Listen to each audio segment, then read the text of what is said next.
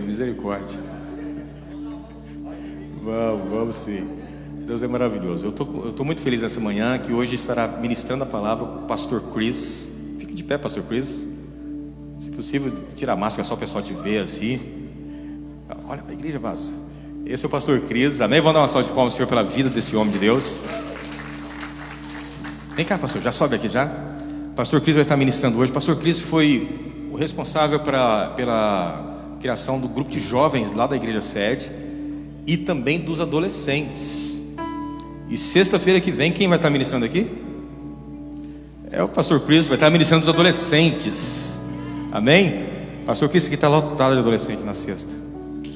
Nós precisamos muito que você nos dê esse apoio aí, tá? Para fazer esses adolescentes adorarem ao Rei dos Reis, Senhor dos Senhores. Amém, amém, igreja? Você que não vem aqui na sexta, te desafio, vem aqui na próxima sexta. Você vai ficar assustado, né, irmã Suzana? Do mar de adolescente que tem aqui. Está maravilhoso, né, Viviane?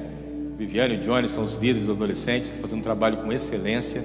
Eu tenho convicção que sexta que vem, o pastor Cris vai mandar fogo aqui neste lugar e vai ser bênção. Vai ter que deixar o ar-condicionado ligado na quinta, de tanto que vai esquentar aqui na sexta. Amém? Então vamos receber mais uma vez o pastor Cris com uma salva de palmas. Que Deus te use poderosamente, vaso. Amém? Amém. Salve a igreja com a paz do Senhor, amém? Quem está vivo aí, diga amém. Aleluia, é um prazer estar aqui. Obrigado, pastor João e família. Muito bom revê-los. Parabéns pelo trabalho. Que Deus continue honrando vocês aqui nesse lugar, amém? Vamos dar um aplauso por esses líderes, essa equipe que está fazendo um trabalho digno.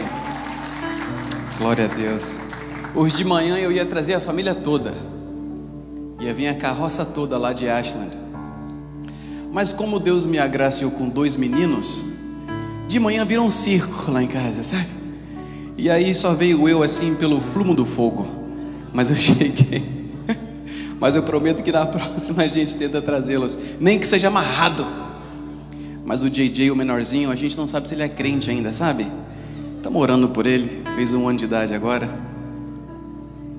Ele vai se converter. Quem aqui tem menino dentro de casa, diga amém. Deus vai te dar outro, tá? Esse amém vai virar em misericórdia. Mas é uma honra estar aqui com vocês. Eu vejo o trabalho, o ministério, o Templo dos Milagres, e é onde eu fui gerado, na verdade. Eu sou um filho desse ministério. Acompanhamos décadas ao lado do pastor Alexandre, até que Deus nos enviou para um outro lugar, uma igreja americana. Trago saudações da Connect Church em Ashland, onde Deus tem usado essa paixão, esse dom de desenvolver e fundar para iniciar um campus antes da pandemia em Framingham. E Deus fez prodígios ali também. Foram mais de 200 almas em 9 meses que disseram sim para Jesus pela primeira vez. Só Deus faz isso. Em menos de 1 ano a igreja se tornou a 3ª maior igreja americana na cidade de Framingham. Então nós vemos que se você for responsável com o dom que Deus colocou na sua vida, Ele muda a vida das pessoas ao seu redor também. Não é verdade? E eu queria ministrar aqui nessa manhã uma mensagem que ela é profética para a sua vida e para essa nação também. Eu sei que por a gente não ter nascido nos Estados Unidos, às vezes a gente vive um pouco desconectado ou não tão envolvido com a vida e a direção dessa nação. Mas eu queria despertar algo no seu coração nessa manhã. Primeiro, para você entender que Deus não te trouxe aqui para te enriquecer. Deus trouxe você aqui para enriquecer os Estados Unidos. Eu quero que você entenda que você não é um cidadão de 2ª classe nesse país. Você é o agente de mudança que Deus escolheu para essa região. E ao decorrer do tempo, eu tenho tido o privilégio de ter acesso a esferas de influências divergentes. A esfera da comunidade hispana. Sí, yo hablo espanhol um pouco. Acabou, é só isso que eu sei. E também em esferas americanas, a esfera brasileira, a gente está aqui já há mais de 30 anos, trabalhando com eles. E eu vejo que muitos falam que na Nova Inglaterra é o lugar onde a igreja não cresce. Embora eu viaje não muito fora dessa região, quando eu tenho esse privilégio, o que os pregadores falam e os líderes falam acerca da Nova Inglaterra é que essa região é o The Chosen Frozen. Eles falam que é um lugar que espiritualmente está congelado. É o lugar onde as igrejas estão se tornando em condomínios. É o lugar onde a igreja em um outro momento era a maior influência da Nova Inglaterra. Hoje ela não tem voz ou autoridade. Eles falam que a Nova Inglaterra é o lugar onde os pregadores vêm para morrer. Mas ministrando há mais de 30 anos nessa região, eu vejo que alguns pontos, alguns dados não estão chegando a esses estudos. Agora que eu estou na igreja americana, e nessa esfera eu vejo que elas voltaram a crescer. E quando eu busco entender, sentar em mesas, desenvolver essas amizades, eu vejo que até na igreja onde eu estou, 40% são filhos de brasileiros e hispanos. Quando eu vejo a Calvary, a igreja americana onde os meus pais frequentam, a metade da igreja é descendente de Latinx. E eu vejo que a segunda e a terceira geração, ou seja, como você falou, os nossos filhos e os filhos dos nossos filhos é a maior gama influente que está chegando na Nova Inglaterra.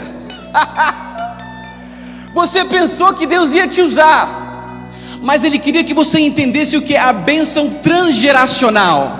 Isto é, os nossos filhos vão pisar em ombros de gigantes. Você é esse gigante.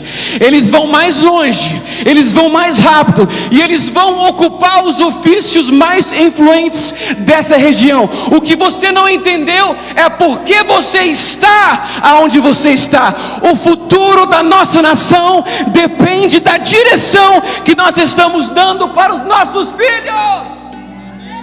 Ah, mas a igreja brasileira não está crescendo. Ei, você precisa conversar mais com fundadores. As igrejas em geral estão crescendo por causa dos filhos e dos filhos dos imigrantes. Você não pode perder o que está por vir.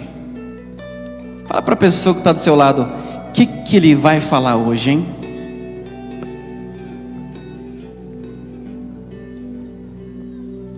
Prometo que não vai ser heresia, tá? Mas eu queria que você entendesse aonde você está, não quem você é apenas. Aonde você está, aonde Deus te posiciona, tem muito a ver com a sua identidade. Isso é visto na criação. Se a gente busca entender a criação, existem em cada esfera no mundo da criação, aonde certas espécies administram grandeza e domínio. Se você vê essa época, the fall, o outono na Nova Inglaterra, muitas pessoas viajam para ver o virar da cor das folhas. E você viu, já está acontecendo. O inverno está chegando. E se você for buscar quais são as árvores mais potentes, tem uma árvore que ela não muda de cor, é a Pinewood. Ela fica verde até no inverno. E se você quiser buscar qual é a árvore mais alta, é a Redwood Trees. Você encontra ela nos parques nacionais da Califórnia. São as árvores mais altas do mundo. Elas ficam tão altas que você não sabe o topo ficando ao lado dela. Mas se você arranca essa árvore da terra e remove as suas raízes e joga ela na praia, ela não tem condições de ficar em pé, ela tomba, ela perde a sua grandeza. Se você olha para o mar e busca entender qual é o peixe mais feroz ou o animal mais inteligente, ele domina a água, ele domina os mares. Mas se você arranca ele do lugar aonde Deus o colocou, ou seja, o ambiente em que ele foi criado para render e dominar, uma grande baleia na praia, ela perde toda a sua força e o esplendor. Ou seja, ela perde a sua identidade. Se você pegar a águia, que é o símbolo de soberania desse país, the Great Bald Eagle, e você arranca o céu da vida dela e coloca dentro de uma jaula, as suas asas não abrem e ela perde a sua identidade. São os segredos que Deus deixou para que nós pudéssemos ver na criação. E da mesma forma, eu e você temos esta chave lacrada no fundo da nossa alma, porque no jardim do Éden, quando Deus nos criou, Ele também reservou um ambiente. Esse ambiente era o ambiente pelo qual Deus vinha todos os dias na viração do sol ter intimidade com Adão. Ou seja, você também tem um lugar onde você vai dominar, é na presença de Deus. Você precisa entender aonde você está. A Nova Inglaterra não é apenas uma conglomeração de estados, não é apenas um estado que representa um poderio econômico nesse país, não. Se você for ver a história dessa nação, ela começou com 13 colônias. Antes dessas 13, tinha uma cidade que veio antes, lá na Flórida. Quem aqui já foi para a Flórida? Não muda não, hein? Olha Deus falando aí. Tem uma cidade perto de Jacksonville, onde quando eu servi nas forças especiais, na aeronáutica desse país, eu fui estacionado, é chamado Mayport, Flórida. Algumas milhas para baixo tem uma cidade chamada St. Augustine. É a cidade mais antiga dos Estados Unidos, fundada pela Espanha. Mas esta cidade foi fundada por interesses de exploração, ou seja, o intuito era enriquecer. Aí dos Estados Unidos tem uma cidade chamada Jamestown, em Virgínia, e ali o intuito era também enriquecer. Mas quando você busca entender a história da Nova Inglaterra, e você vai para uma cidade aqui bem próxima, chamada Plymouth Rock, aqui representa não a busca de interesse financeiro, representa um povo que veio num navio chamado Mayflower, atrás da liberdade de expressão religiosa. Ou seja, eles vieram aqui porque eles queriam adorar a Deus. Você precisa entender aonde você está. A Nova Inglaterra gerou os fundadores do padrão do cristianismo nesse país. Se no dólar americano existe a frase, em Deus nós confiamos, é por causa do berço evangélico que foi fundado nesta região. O primeiro grande avivamento por George Whitefield, aqui na Metroeste de Massachusetts, começou por um homem nesta região. D.L. Moody em Connecticut, Charles Finney um pouco profundo, John Wesley em Cape Cod. Esse lugar carrega um peso histórico que talvez você não está entendendo. Na verdade, o que acontece em Boston discipula os Estados Unidos. A maior parte das escolas mais prestigiosas, ou seja, the Ivy League Schools, está posicionada na Nova Inglaterra. Todas eram cursos teológicos para ministros pregar o Evangelho. O segundo grande avivamento iniciou na Nova Inglaterra. Os maiores movimentos que essa nação já viu teve início aqui. A cidade de Boston produziu mais presidentes, congressistas e senadores do que qualquer outra cidade nos Estados Unidos. Mais filhos de líderes globais vieram estudar nesta cidade, nesta região, do que qualquer outra região no mundo inteiro. Boston é considerado a capital intelectual dos Estados Unidos. É a capital biotecnológica e robótica. A cidade e a península de Boston tem mais de 100 universidades. É a cidade que tem mais formação por pé quadrado por pessoas. Você sabe aonde você está? Deixa eu deixar bem claro para você. Você está no lugar, há o anjo aqui navegando. Aleluia. Você está no lugar aonde as mentes que vão liderar o mundo passam por aqui.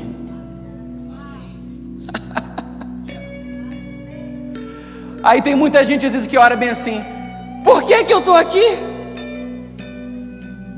Qual que é o propósito?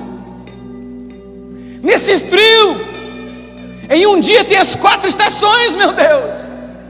De manhã é primavera, meio-dia é o verão, à tarde é o outono e à noite chega a neve. Que loucura! De manhã você tem que levar o guarda-chuva, uma jaqueta de neve, bota de neve e também a havaiana. Bem-vindo à Nova Inglaterra. O que eu estou fazendo aqui? Eu não sei especificamente, mas espiritualmente é para você fazer parte do terceiro grande avivamento que vai mudar a história dessa nação. Eu já vou deixar um anúncio. Nós estamos orando para 2021 nós realizarmos no Gillette Stadium o próximo Descent que vai acontecer nos Estados Unidos, em Boston. Segunda noite vai chegar o comitê, o Taylor. Nós vamos ver alguns estádios. Eu queria que você orasse, intercedesse com a gente, para que, quem aqui já ouviu falar do The Send? Antes era o The Call and now we're sending people. Nós estamos reservando uma data para outubro de 2021, para que esse estádio, esse movimento venha a ser catalítico para essa nação e para essa região. Se você crê nisso, diga amém. We are not here to play. We are here to build something. Você não foi chamado aqui para apenas viver uma temporada com a qualidade de vida legal. Deus cuida dos seus, mas você tem uma missão. Você tem um propósito. Se você está entendendo alguma coisa, diga glória a Deus. Você está em um lugar que carrega uma importância mais importante do que você imagina. Amém? Abra suas Bíblias comigo em Mateus. Soltar o leão. Mateus capítulo 8, versículo 22. Abre aí rapidamente. Preocupa não, gente, lá em casa é um circo, tem 2. Uma vez eu estava pregando num lugar que literalmente começou a pegar fogo. A pastora está falando aqui de incendiar, né? Teve uma vez, gente, eu estava pregando na igreja, quando o TDM era lá em Worcester. Quanto você acha? Eu vou contar essa história, só para você rir um pouco, tá? E aí a gente não tinha eletricidade. Aí o pastor Bel teve a ideia de vamos comprar um monte de vela, Vaz. Enchemos a igreja de vela. Aí deu para ver um pouco, né, a cara de um do outro. De repente, no meio da mensagem, a gente pensou que era o fogo do Espírito Santo. Não, estava pegando fogo no tapete mesmo. Apaga esse fogo. Foi a primeira vez em um culto TDM que a gente quis apagar o fogo. Todos acharam? Diga amém. Quem não achou, diga misericórdia. Escola dominical, né? Domingo. Está escrito bem assim. Na verdade, eu vou ler outra versão. Eu vou ler a mesma história em outro relato. Abra em Marcos 4. Abra rapidamente. Marcos 4. Marcos 4, versículo 35.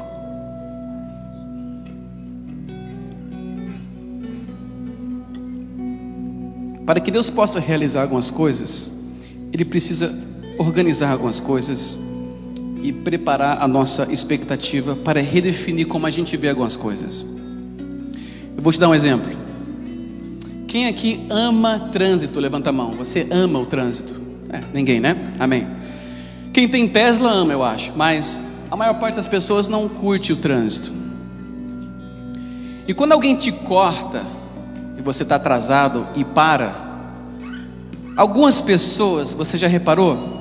Algumas pessoas vê aquilo acontecer. Meu, aquele cara me cortou, mano. Eu tô atrasado, ele parou na minha frente.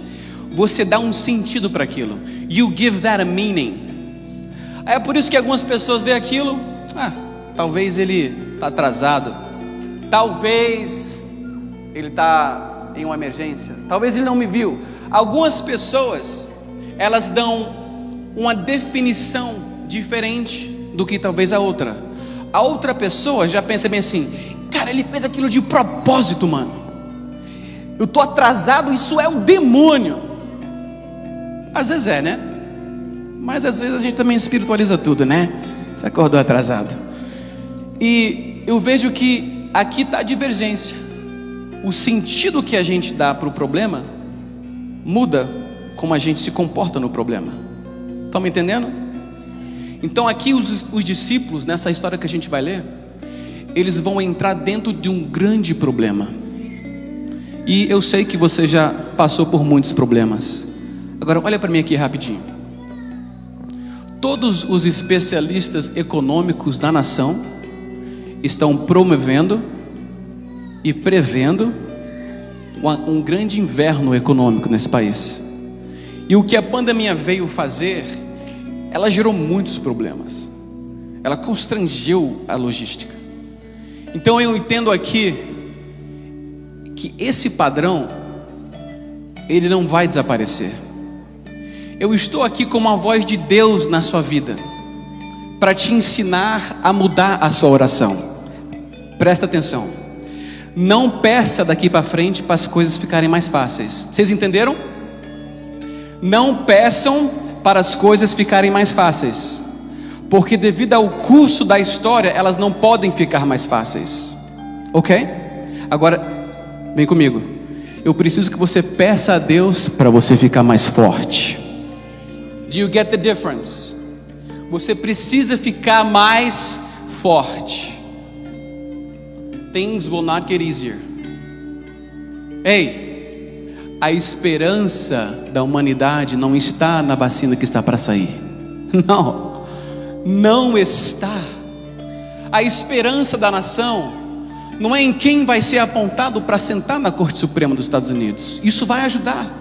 A esperança da nação e do mundo não é quem vai ser o líder do mundo livre, quem vai ser o próximo presidente. Não, a esperança dos Estados Unidos ainda está no trono.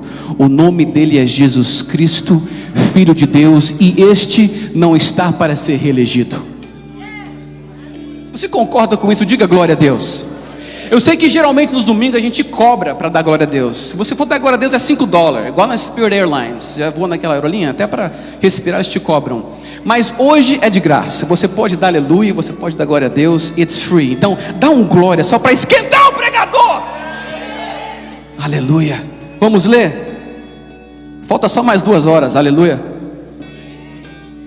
Estou brincando, gente. Naquele dia, sendo já tarde, Jesus disse aos discípulos: vamos passar para outra margem.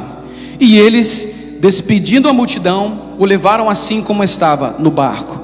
E outros barcos seguiam. Ora, levantou-se uma grande temporal de vento, e as ondas se arremessavam contra o barco, de modo que o mesmo já estava se enchendo de água.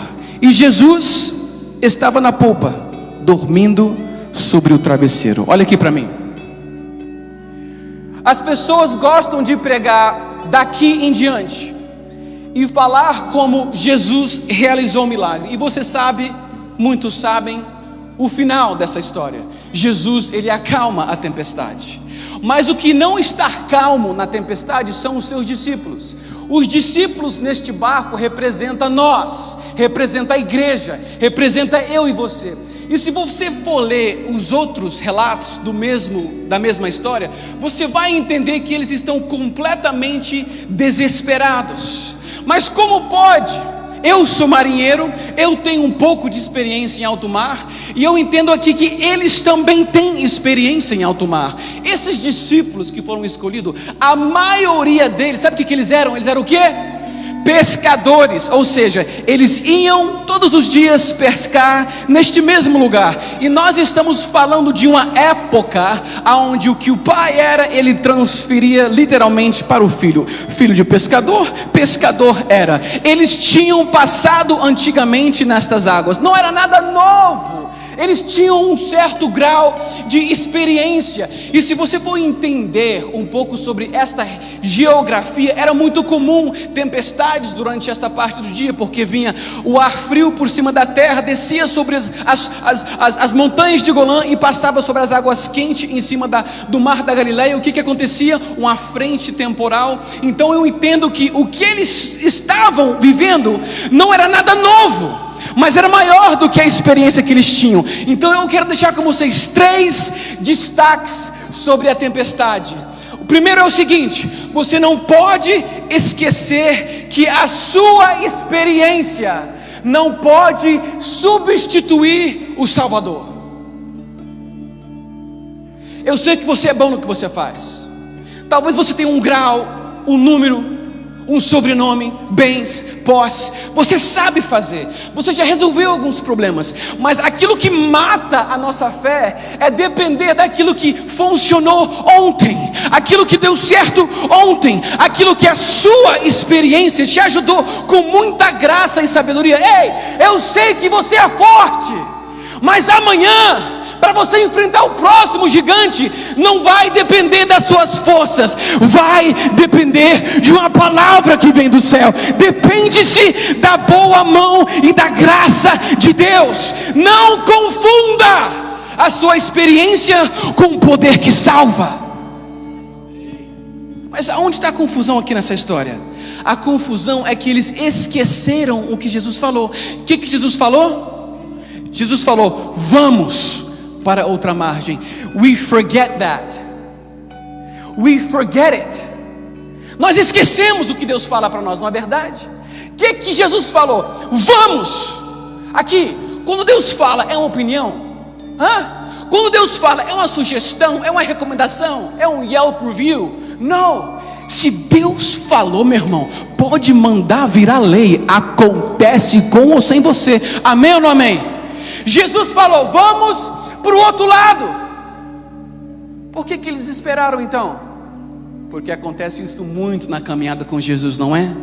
A gente não escreve o que Ele fala, a gente não recorda o que Ele já disse, as promessas viram vagas. Aí é quando a gente se depara no meio do problema, nós esquecemos a promessa que Ele depositou na sua vida.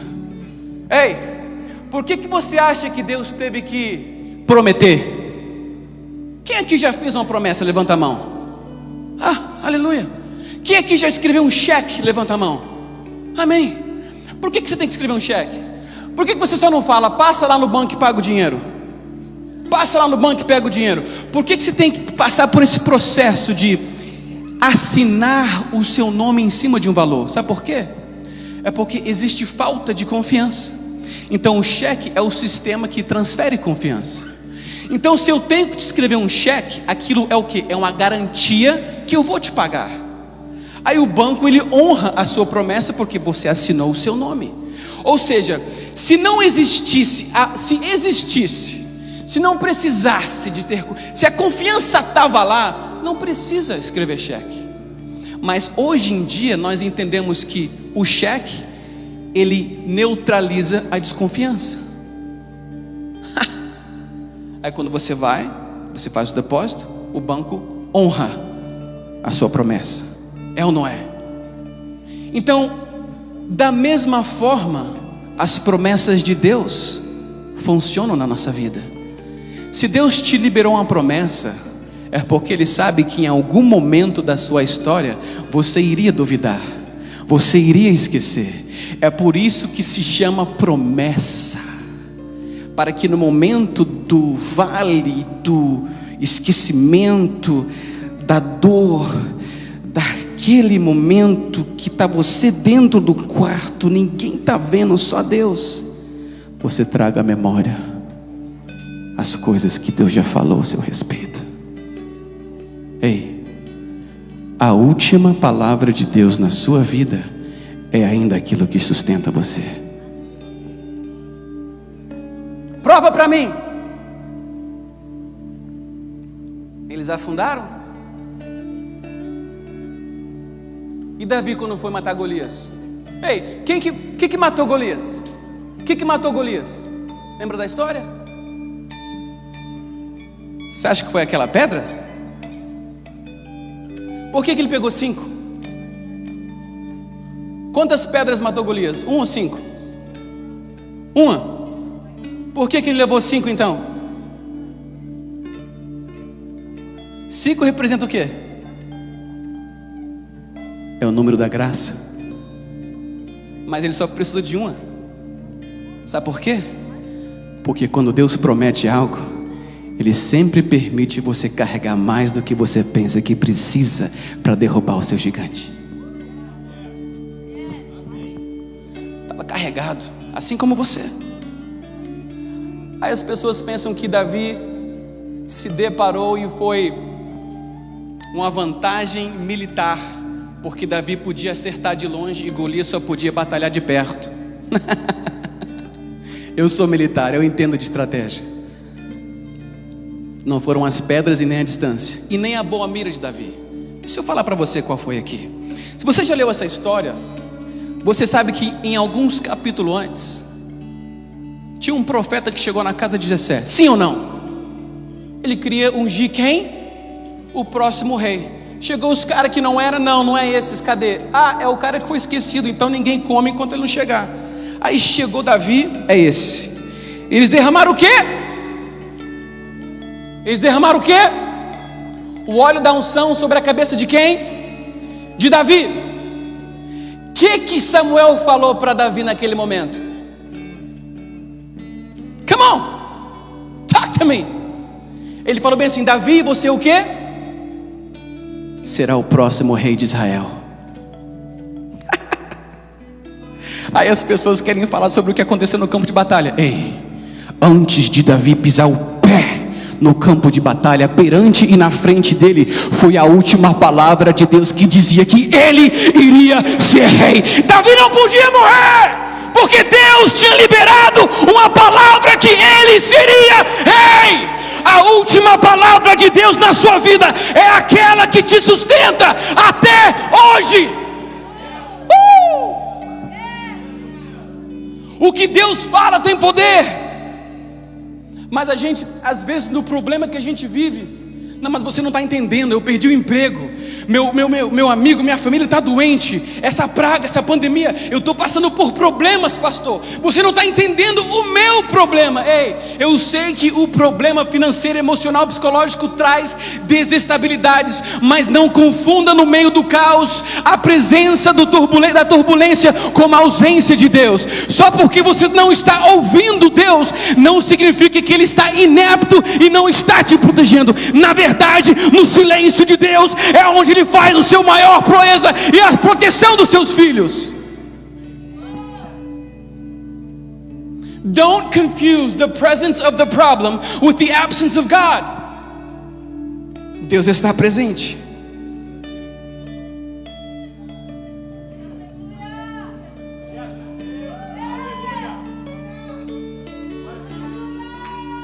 Eu quero que você mude a definição que você dá aos problemas daqui em diante. Sabe por que Deus permite os problemas? Por que Deus permitiu essa tempestade? Porque na marinha nós temos um ditado: são as tempestades que geram marinheiros. Sabe por que você passa por tanto problema? É porque a fé que não é testada não tem valor. É porque você não sabe a força que tem até que você precisa dela. Os problemas não vieram para te destruir, eles vieram para te desenvolver em algo mais forte, mais rápido, que Deus possa usar não só para te abençoar, mas para abençoar todos aqueles que você entra em contato. O seu problema não veio para te limitar, meu irmão, ele veio para te fazer crescer. Por que a tempestade? Porque você é escolhido. Não quer liderar, vende sorvete, Cold Stone Ice Cream, vai agradar todo mundo, mas quer fazer diferença? Se prepare para ver problemas. Ei, acostume-se com o inconfortável. Isso te faz mais forte, isso te eleva. E outra, quando você vence esse, virá um maior. Então não adianta você ficar pensando: passa logo esse negócio, passa logo essa depressão, passa logo essa ansiedade, passa logo essa dor. Ei, abraça a dor, abraça o problema, se sinta confortável no meio do caos, porque Deus te usa aonde você tem mestrado. Essa nem estava nas anotações, hein? Aleluia. Eu vejo que nós corremos primeiro é a confusão do caos. Não confunda a confusão com a ausência. Segundo, o perigo da sua experiência. E o terceiro, para mim terminar, o presente que Deus esconde. Fala para a pessoa que está do seu lado, o presente que Deus esconde.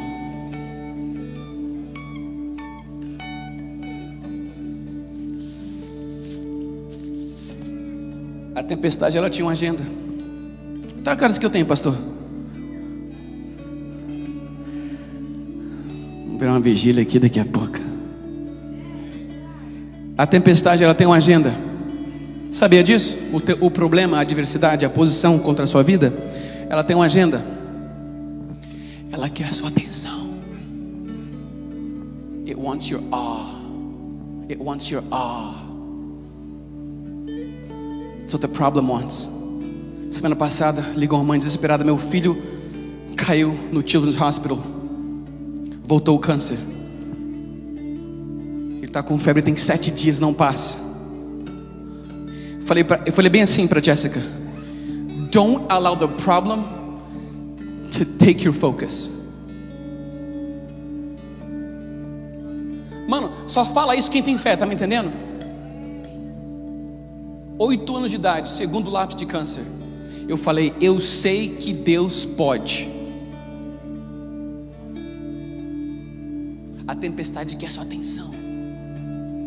Se você ler o final desse versículo, a Bíblia diz que despertando Jesus, engraçado que as coisas que te deixam acordado à noite não tiram o sono de Deus. Dormindo ele acordou e disse: Mestre, o Senhor não se importa que pereçamos. E ele despertando disse: fique quieto. E o vento se aquietou e tudo ficou bem calmo. Então Jesus lhes perguntou: olha aqui para mim, eu vou perguntar para vocês o que Jesus perguntou para os discípulos. Por que vocês estão com medo?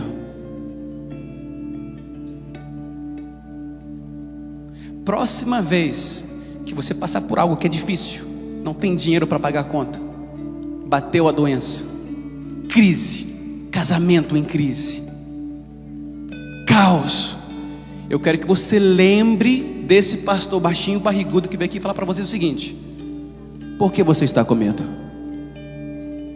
Porque eu tenho certeza que Deus já tinha liberado uma palavra antes na sua vida para esse momento. Remember what God says. Por que vocês estão com medo? Como é que ainda não tem fé? E essa palavra aqui, eu vou revelar algo para vocês. Em Mateus, Jesus fala: por que a fé de vocês é tão pouca? Mesma história, versões diferentes, elas não conflitam, elas estão harmonizando. Em Marcos fala: vocês não têm fé. Em Lucas, a pergunta é: aonde está a sua fé? Mas que coisa é essa, pastor? Parece que a Bíblia se contradiz. Não, são escritores diferentes, e cada escritor escreveu de acordo com aonde a fé deles estava. Sabe o que eu aprendo aqui? Independente de onde está a sua fé, Jesus não sai do barco que você está.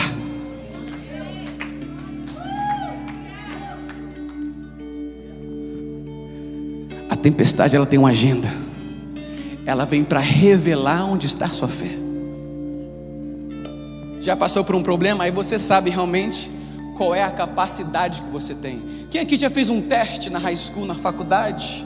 O teste, minha esposa agora está para fazer o teste da cidadania. Está tendo que memorizar um monte de coisa. O teste revela o seu nível.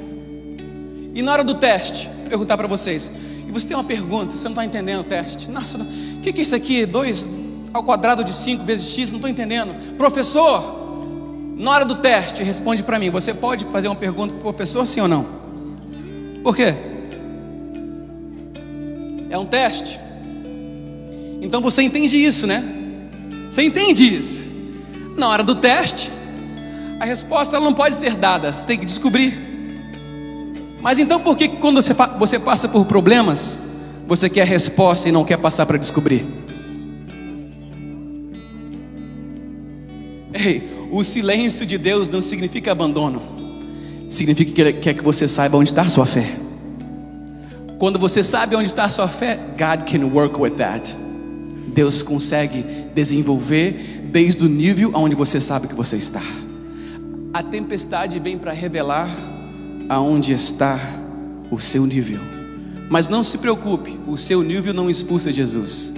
Ele te salva independente de onde está a sua fé. Ela tem o foco de roubar a glória que pertence a Deus. Mas em cada tempestade, Deus deixa um presente. Pergunta para a pessoa que está do seu lado: que presente é esse? If there is a problem, there is a solution. Se tem um problema, tem uma solução. Se as coisas estão indo ruins e o mundo está indo em direção aonde você precisa aprender a superar, não pedir para ele ficar mais fácil. Se tem coisas indo errado, automaticamente significa que tem coisas que estão indo bem. E por trás de cada dor, por trás de todo trauma, Deus esconde um presente. Eu preciso que você muda a forma em como você está vendo os problemas. Se você vê aquilo como algo que veio para te atormentar, vai te atormentar. Assim como você pensa, será assim. Provérbios 23. Agora, se você vê o problema como algo que vai exercitar aquilo que Deus quer fazer na sua vida, você vai achar o presente. Quem seria Davi se ele não tivesse o presente da vitória de Golias? E quem seria você se você não tivesse passado pelo que você passou? A tempestade, que é o seu foco, Deus quer que você ache o presente. Na escola de motorista, alta velocidade, primeira regra, quando eles estão ensinando esses pilotos que andam em alta velocidade em volta do curso, eles falam bem assim: quando você chegar perto da parede, da curva, o piloto não pode olhar para a parede. Sabia disso? Ayrton Senna sabia disso.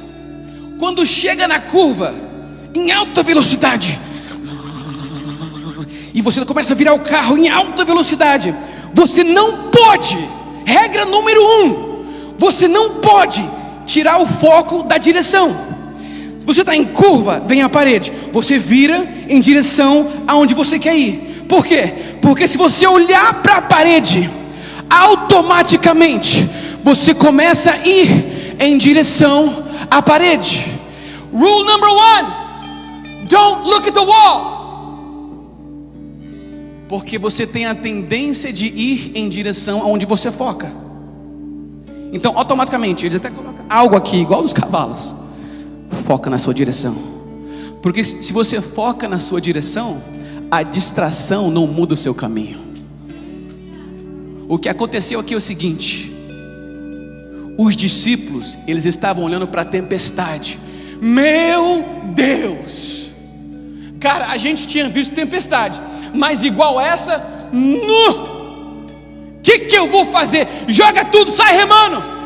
E olha que interessante, a primeira resposta que eles tiveram era tentar resolver por si próprio. E a última estratégia era pedir ajuda para Jesus. Eu vejo algo aqui que vai destravar sua mentalidade. Ei, quando você se deparar com um problema, não busque resolver sozinho. Que a sua primeira resposta seja buscar aquilo que Deus tem para dizer nesse momento, para você entender qual é a saída. Your first response should be prayer. Your last strategy should be do something. Sabe por quê? Quando você fala com um problema, você revela o tamanho e o poder do problema. Quando você fala com Deus, você revela o poder que Deus tem e que Deus tem a dizer ao problema. Eles estavam amedrontados vendo aquela tempestade. E aqui nesse versículo que a gente acabou de ler, acontece alguma coisa. Por que vocês estão tão medrosos? E eles, olha só, possuídos de grande temor, diziam uns aos outros: quem é este que até o vento e o mar lhe obedecem? Você viu o que aconteceu? Diga até. Você viu o que aconteceu aqui agora? Eles estavam com medo da adversidade. Agora teve um shift. Eles estavam com medo da tempestade, agora eles estavam possuídos com temor. Quem é este homem que fala com o vento como se ele fosse uma pessoa? A presença de Deus no meio do problema tem a capacidade de transformar o seu medo em temor de Deus. Fique de pé comigo nessa manhã.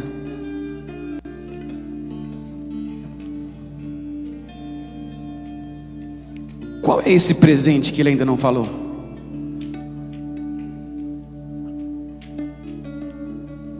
Que presente é esse?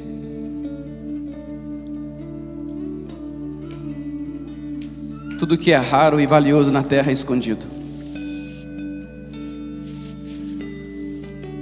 Você precisa descobrir o que Deus enterrou dentro de você. Quando a gente passa por coisas, isso ajuda a desenvolver uma habilidade de você ser mais eficiente para Deus. Ultimamente, eu tenho aprendido com o pastor Alexandre a visitar os hospitais, minha vida inteira.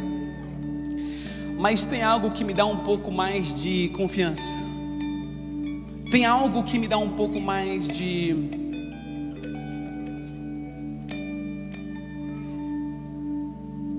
certeza, sabe? E é porque eu passei por algumas coisas, como você. Você já passou por algumas coisas. Quando você passa por algumas coisas, você aprende algo que na ausência daquilo você não teria aprendido. Eu vou dar alguns exemplos. Eu vou ser bem vulnerável aqui esta manhã. Eu posso ser vulnerável com vocês? Crescendo, quando eu era criança, eu achava que meu pai era muito severo. Ele era muito bruto. Ele exigia muito da gente. E naquele momento eu pensava que ele estava sendo unfair. Eu achava que ele não estava sendo justo comigo. E eu pensava que naquela janela de tempo que aquilo era uma desvantagem. Mas aquilo me tornou em um homem determinado e focado. Porque o que ele cobrava de mim, que eu achava ruim na época, desenvolveu uma máquina que hoje Deus usa. Eu achava que meu pai batia demais na gente. Às vezes eu começava a apanhar primeiro para depois saber por quê. Só os brasileiros entendem. Aí eu pensava assim, ele não deve me amar. E hoje eu tenho reconciliamento 100% com meu pai. Nós temos um relacionamento saudável. Mas aquilo eu posso reclamar como uma mentalidade de vítima e achar que essas traumas geram uma inferioridade dentro de mim. Mas eu consegui descobrir o presente no meio dessa trauma. E hoje eu tenho 2 filhos, um de 3 anos e meio e um de 1 ano de idade. A ausência de amor gerou em mim um entendimento que eles precisam de amor. Aquilo que faltou na sua vida não foi para gerar uma vítima, foi para gerar alguém que muda o futuro.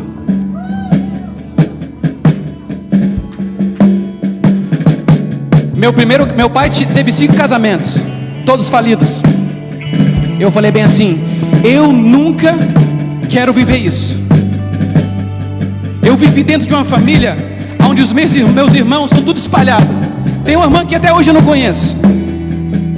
Os meus professores da high school, eles olhavam para mim, pastor João, falavam bem assim: por que você não para de estudar e vai ajudar seu pai a trabalhar? Porque já tem esperança não? Eles liberavam palavras que eram sentenças de morte. Sabe o que eu tinha nesses momentos? Eu só poderia agarrar em algumas coisas que eram verdades absolutas, nas coisas que Deus tinha falado para mim. É por isso que até hoje eu tenho um arquivo registrando todas as vezes que Deus falou comigo, porque no momento de solidão eu me relembro das promessas de Deus. O que deu Davi coragem de tirar a armadura de Saul é porque ele trouxe à memória as vezes que Deus ajudou ele a vencer o leão e a vencer o urso. Eu trazia a memória. Aí eu tive esse contexto, meu primeiro casamento, divorciei. Falei, cara, não era isso que eu queria. E agora? Que vergonha. Que coisa. Como é que Deus vai me usar agora? Essa trauma. Eu fiquei 6 meses sem saber quem eu era mais. Sofri.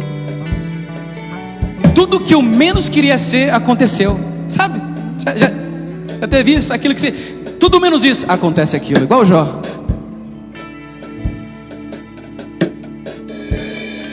Mas naquele momento eu tive uma escolha: buscar o presente ou focar na trauma. Eu fui atrás do presente. O que eu tenho que aprender aqui? Aonde eu errei? Aonde eu posso melhorar? Como que eu posso ser restaurado? O que Deus já falou para mim? Aí Deus coloca alguém na minha vida que transforma a minha mentalidade. E hoje Deus me deu uma família abençoada, e eu sou grato a Deus pelo que Ele tem me dado. Mas o presente não é esse. Sabe qual é o presente?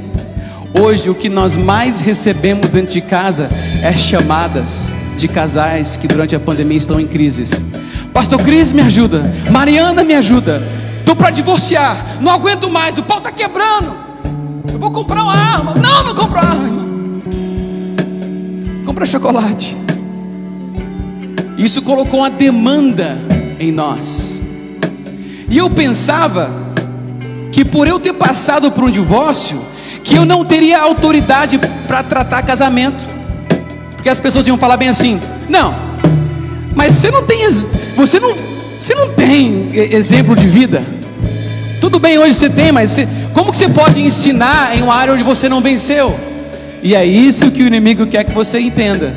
É isso que ele quer que você acredita. Que porque você não foi perfeito, porque você faliu, que você não tem autoridade nessa área. Mas olha só, as pessoas que passam por um problema, elas são naturalmente atraídas por pessoas que já venceram aquilo. Sabe qual é o presente?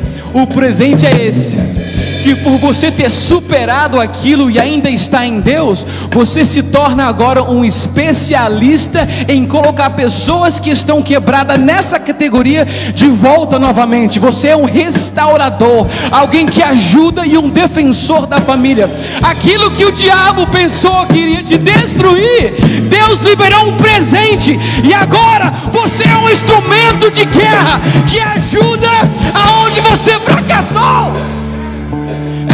Só porque você caiu aí, não significa que vai ser o lugar da sua vergonha. No lugar onde você foi humilhado, é o lugar onde Deus te levanta, te restaura. E aí sim você tem uma voz, porque você fala por experiência e também daquilo que Deus tem para falar. O que as pessoas mais querem é conversar com pessoas que entendem.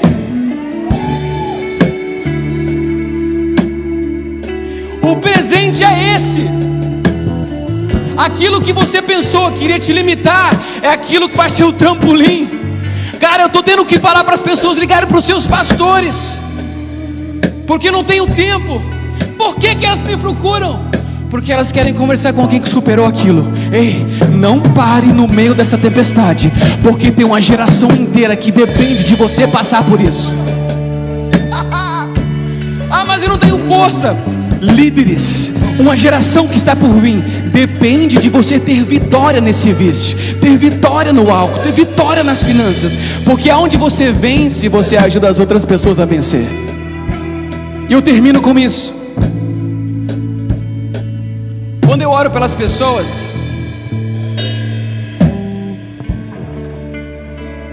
eu sempre busquei o dom da cura. E às vezes eu orava pelas pessoas, língua estranha até da Nigéria, não acontecia nada. Algumas Deus curava, outras Deus não curava.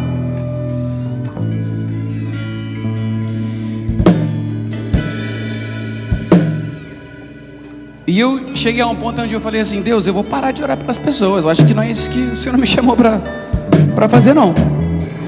Curar pelas pessoas, nada está acontecendo. Aí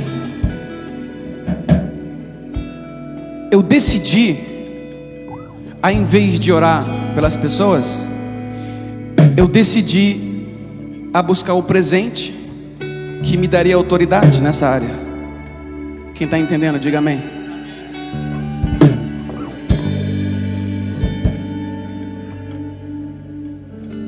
Eu contei essa história na Universidade de Boston.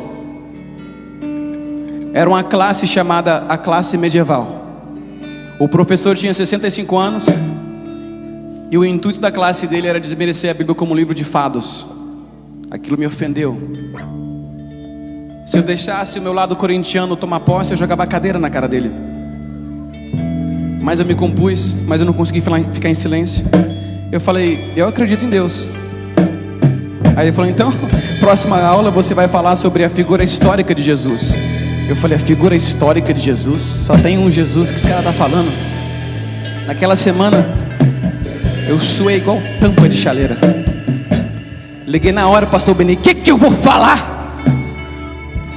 Base, Deus vai te dar a resposta. Aí eu liguei para o pastor Alexandre. Você já sabe, né, o que o pastor Alexandre falou? Vamos orar, Vaz. Rapaz, eu acho que eu não orei, de tão nervoso que eu estava. Chegou na aula, chegou minha vez. Ele falou: vem aqui então, você vai falar sobre a figura histórica de Jesus, já que você acredita em Deus. E eu não tinha preparado, eu não sabia o que eu ia falar.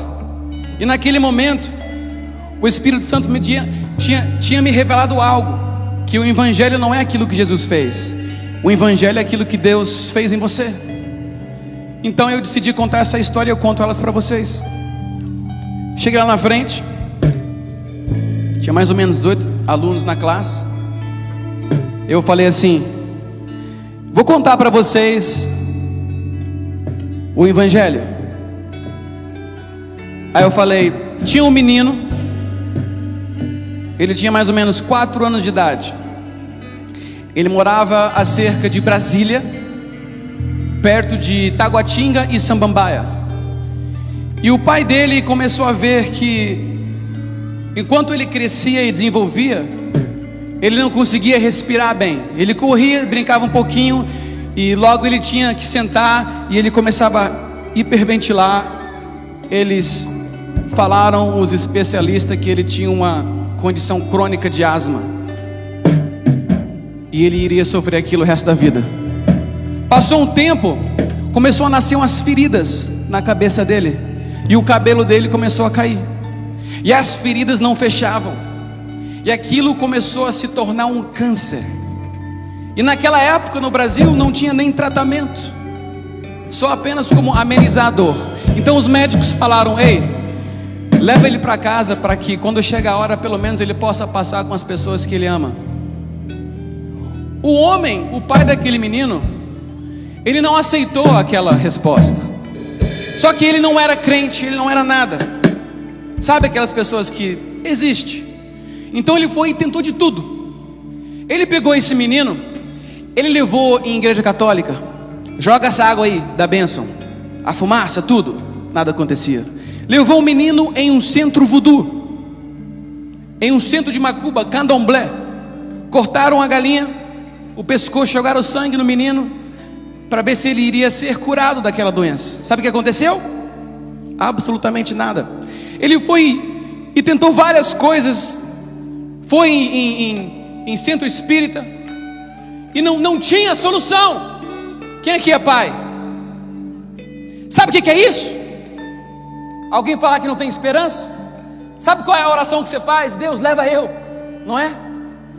Então, em um ponto aonde ele estava no mais baixo, ele estava andando pelas ruas de Brasília sem esperança, chorando, com a irmã dele do outro lado. A mãe vivia uma vida de prostituição e não era uma mãe presente. Aí de repente ele viu uma igreja com a porta aberta, era uma igreja batista. Ele entrou lá dentro, se sentiu comovido pelo Espírito. E quando ele entrou pelas portas daquela igreja, tinha, sabe o que? Era uma segunda-feira. Eles estavam orando, estava tendo um círculo de oração. Glória a Deus pelas pessoas que ainda acreditam no poder da oração. Quando esse homem entra dentro da igreja, o pastor olha pela porta e diz: amém, glória a Deus, nós estávamos esperando você chegar. Ele nunca tinha pisado o pé naquela igreja. Ei, quando você pensa que não tem saída, Deus já preparou o escape. Ele trouxe a família lá para frente, ungiu com óleo e falou bem assim: Deus ainda tem a última palavra. Ei, perante um mundo caótico, o globo precisa de pessoas com coragem. Ele falou: vai e jogue o remédio fora, que Deus vai curar o seu filho. Ele foi para casa, ele não jogou o remédio. Como? Era aquilo que estava ajudando. Eles não tinham dinheiro. Se eu fizer isso, eu estou escrevendo uma sentença antecipada ao meu filho. Sabe o que é isso? Frustrado e levado pela raiva, ele quebrou o remédio. E o remédio foi pelo ralo abaixo.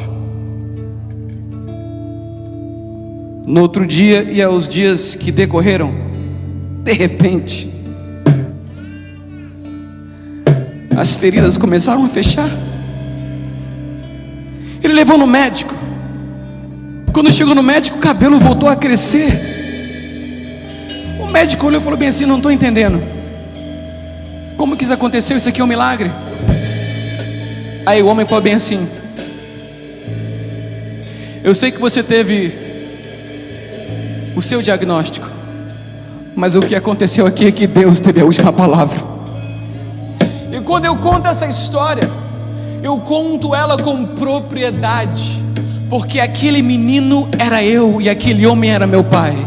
Então quando eu vejo pessoas passando por doenças e pandemia, eu não estou colocando a mão em cima de algo que eu li num livro. Eu sei e já experimentei qual é a boa e perfeita vontade de Deus. Aonde você passa e ganha, Deus usa.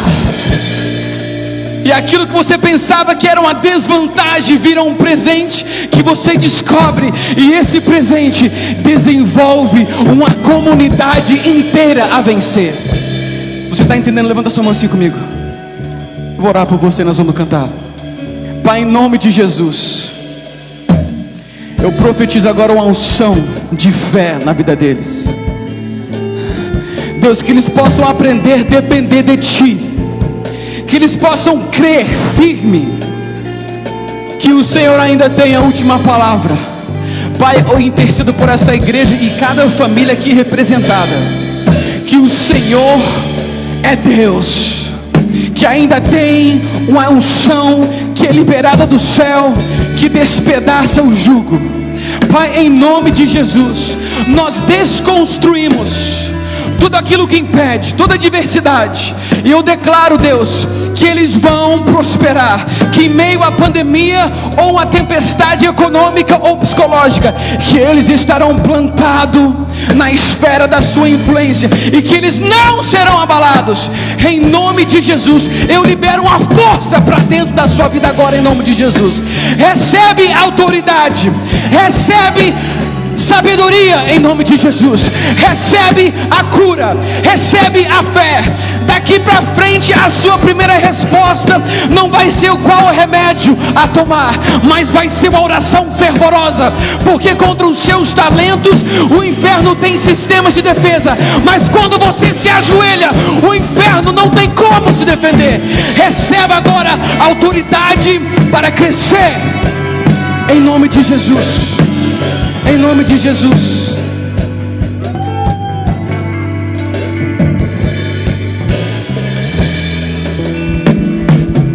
Coloca a sua mão no seu coração e diga assim: eu recebo essa força. Eu me comprometo a descobrir o presente escondido nesta adversidade. Em nome de Jesus.